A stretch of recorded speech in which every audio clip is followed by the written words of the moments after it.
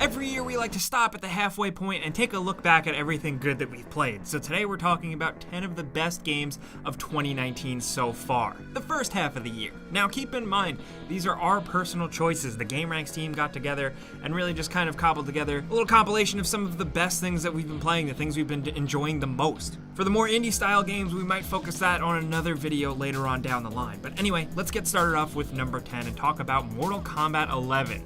First things first, let's talk about that single player campaign, because number one, it's awesome for a fighting game to have a full-fledged, lengthy single player campaign, but Mortal Kombat 11 really nails it. It balances a really good line between cool new Mortal Kombat stuff and plenty of nostalgia. There's a whole time warp mechanic. Go back to the 90s. Different dimensions, and it's just incredibly satisfying. Not only that, of course, once again, we get a really satisfying fighting game that's just fleshed out as hell. Very heavily combo focused, and you can't really button and mash your way through this one. It also looks incredible. The character skins are really satisfying. Changing the look of your character with unlocks is very, very enjoyable. Really, you think I wouldn't be surprised, but it keeps happening. NetherRealm just does a really good job at consistently putting out really badass fighting games that are fully featured and just worth picking up. And I'm glad that Mortal Kombat 11 just kind of continues that trend.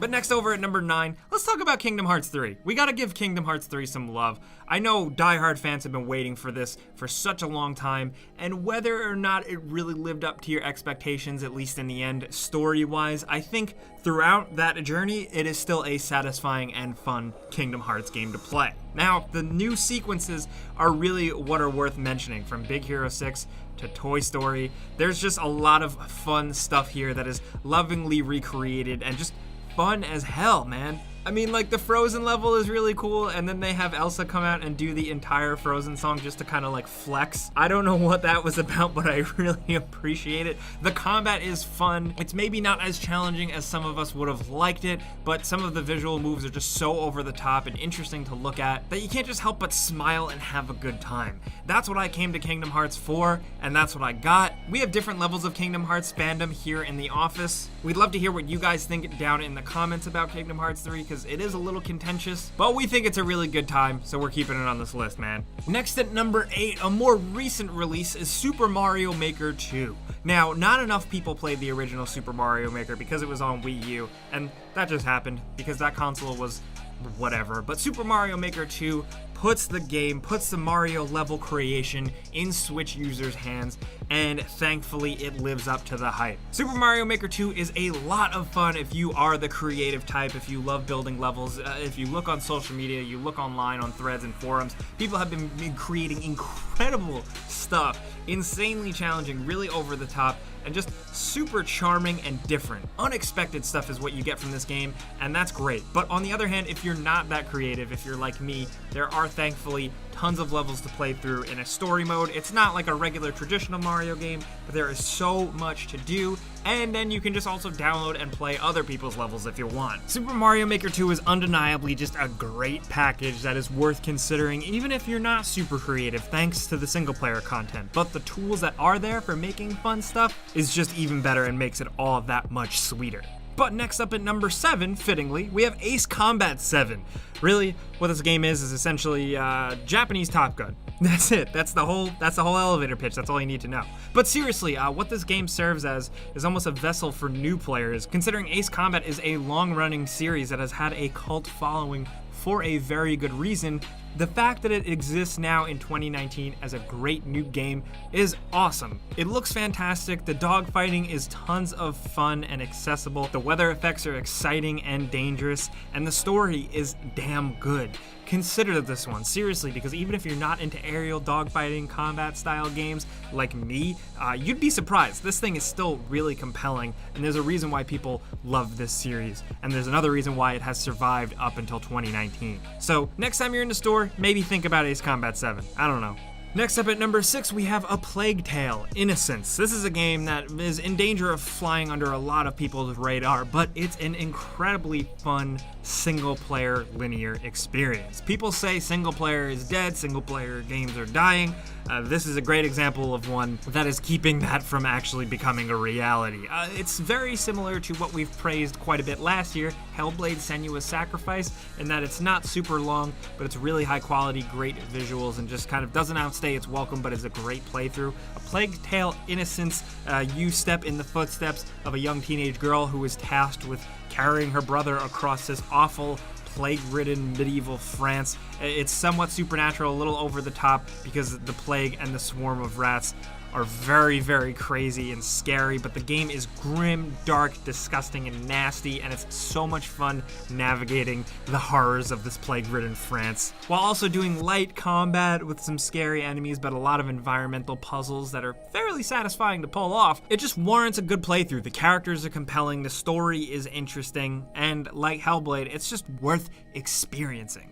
Moving on to number 5, we did it again. We got Devil May Cry 5. This is thankfully a great follow-up to Devil May Cry 4. A bit of a return to form for the series if that was something you are looking for.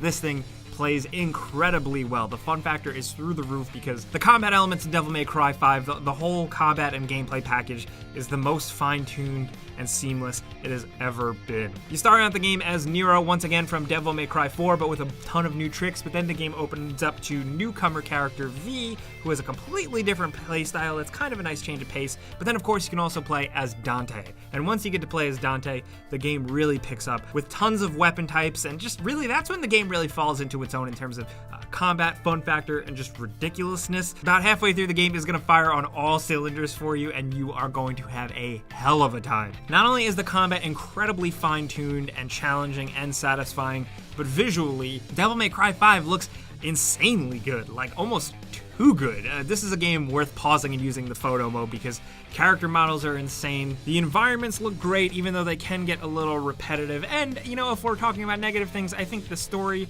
wasn't as awesome as I wanted it to be. It's kind of wrapped up a little quicker than I expected, but still, the fact that the combat is so much fun and the game so replayable and challenging if you crank up the difficulty, that really all cancels out any bad things about the game. It is so worth playing. The weapons are so worth experiencing. And if you're a fan of these types of games, even just a little bit, this is one worth checking out, seriously. But next up at number 4, we got a game that is a little contentious, a little dividing. That is Days Gone. We all kicked this one around for a while, and the more we thought about it, we figured it was worth including. Because, to be honest, Days Gone didn't review too well. Days Gone also has some very clear shortcomings that I think most players can point out themselves.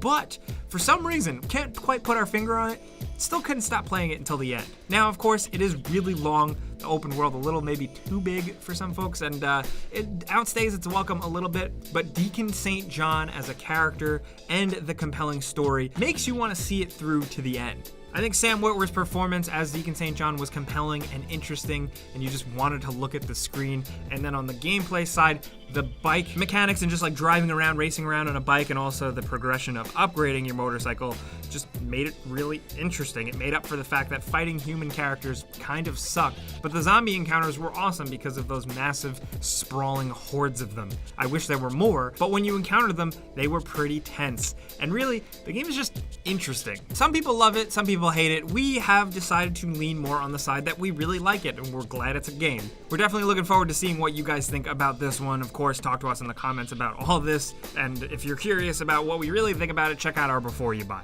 But moving on to number 3, a game that we really loved at Before You Buy is Sekiro: Shadows Die Twice. This is, of course, another FromSoft game, the makers of Dark Souls and Bloodborne. So, yeah, of course it's good. What they do here differently is what makes it even more interesting. More verticality, more gadgets, a grappling hook, more emphasis on just waiting for the right moment to strike, properly parrying, and really doing all these new combos and abilities that you unlock to counter certain things. It is a really exciting game that manages to make you feel like an actual ninja. That was really ambitious and very challenging to pull off, and make it also feel like a challenging, rewarding FromSoft game, but damn it, they did it. The world is creepy and mysterious and intriguing. The enemy types are awesome to look at, but also incredibly challenging and beat you into a pulp. You're constantly learning through this game. The game punches you in the face until you figure out all of its systems. You literally can't progress until you do, and that's what makes it really, really fun. Of course, it's definitely not a game for everyone, like all of their games, but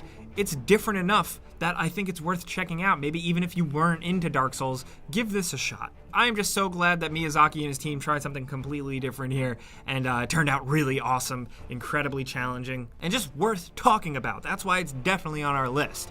But moving down to number 2, we got Metro Exodus, a game where we really feel like they finally figured out this whole Metro thing. This game is fantastic. Despite the move to semi-open world areas, it doesn't feel shoehorned. We were really concerned here that the game would go to open world and it would feel like just a waste of space, kind of just like they made it open world to say it was open world, but it makes sense in the context of the game and is very fun and just interesting to go find and forage for new components and upgrades for Artyom. All of a sudden, Metro now has a new and exciting loop that totally makes it even more worthwhile. Not only that, whether you're playing on PC or console, the game looks damn incredible. It is an absolute looker, and I think the move to go away from nuclear winter and kind of highlight new areas of this post-apocalyptic, nuked-out Russia has given the designers so much to work with in terms of creating interesting environments. The game looks like concept art come to life in a lot of areas, while also still managing to maintain the Metro identity. You know, the thing doesn't forget where it came from. You still find yourself in dark hallways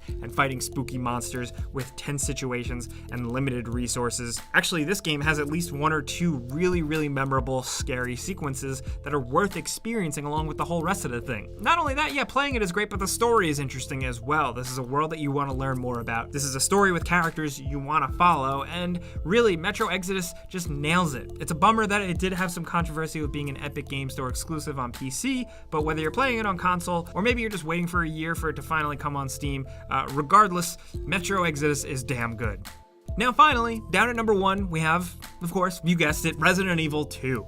This remake, reimagining of the original Resident Evil 2 classic is exactly what we were hoping for. It lived up to the name, it lived up to the hype, it lived up to the nostalgia, while also doing its own thing here and there where it really mattered. It's just a fantastic game. It really retains and brings back all those survival horror elements we love so much. It takes, some of the best aspects and modernizations of Resident Evil 7, but of course, puts it in third person, like the old days, and gives us Raccoon City, Leon Kennedy, Claire Redfield, and the whole shebang. What's really exciting though, and the game has really blown up, especially with like memes and stuff around Mr. X, is just for the people who haven't experienced it back in the day, experiencing all of this weird, wacky Umbrella, Raccoon City stuff for the first time in 2019. It's just so cool to see that. I don't know. But it adds new things here and there to make it really interesting and really fresh, while also having the right amount of callbacks and nostalgia and just faithful recreations of stuff we loved in the original. Not only that, of course, like any good Resident Evil game worth its salt,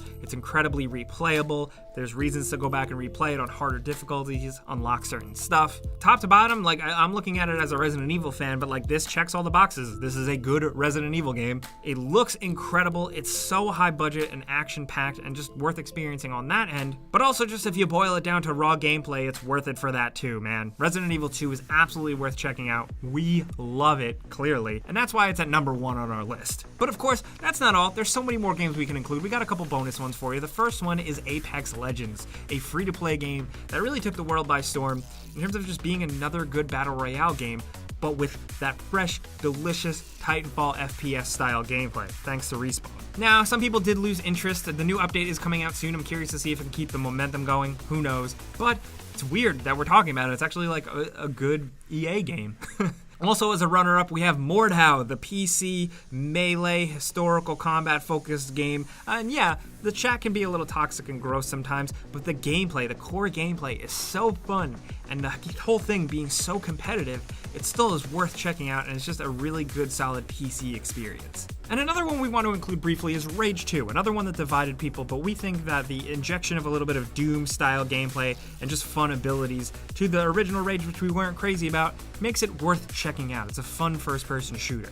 But of course, again, these are our choices for games that we've really liked in 2019 so far around rounding some of them up. We want to hear yours down in the comments because you're definitely going to disagree. There's definitely a game that we didn't include on this list, so we want to hear from you. And of course, like if you can make your own top 5 or your own top 10 or your own top 3, let us know. But if you enjoyed this video and maybe learned about a game that wasn't on your radar, clicking the like button is the best way you can help us out. We would appreciate that. And of course, if you're new, it's worth considering subscribing and hitting that notification button because we put out videos every single day. But hey, as always, thanks for watching, and we'll see you guys next time.